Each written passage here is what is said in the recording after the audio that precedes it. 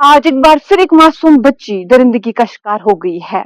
जी हाँ, नॉर्थ कश्मीर के बांदीपोरा के मलनगम इलाके में एक 12 साल की छोटी बच्ची के साथ एलिजिडली किडनैपिंग और सेक्सुअल असॉल्ट के मामले में पुलिस ने 2 सस्पेक्ट्स को गिरफ्तार कर लिया है। पुलिस के मुताबिक कंप्लेंट मिलने के 12 घंटों के अंदर ही ओवरनाइट रेड्स के जरिए इन दोनों को पकड़ लिया गया।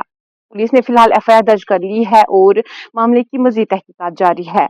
पुलिस ने यह भी बताया है कि इन दोनों सस्पेक्ट्स को इस माइनर बच्ची के साथ कोई जान पहचान नहीं। ये वाकया एक बार फिर बच्चों की हिफाजत और उनके लिए महफूज माहौल को लेकर सीधे सवाल उठा रहा है।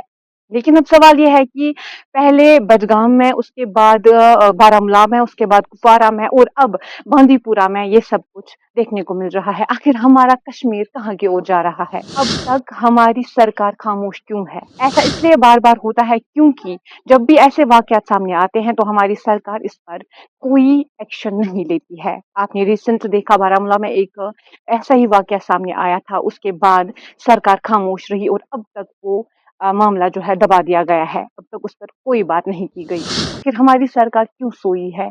आखिर हमारी सरकार इन जैसे दरिंदों के लिए कोई ऐसा एक्शन क्यों नहीं लेती जिससे दोबारा कोई और अगर ऐसा करना चाहे तो उसकी रूह कांप उठे। आए दिन हम देखते हैं कि स्कूल्स में बच्चों के साथ हरासमेंट होती है, घर के बाहर, घर के अंदर, हर जगह पर बच्चों के साथ हरासमेंट की जाती है। तो फिर हमारी बच्चा महफूज कहाँ पर है? लगातार हो रहे इन मामलों के बाद हमारी सरकार खामोश क्यों है?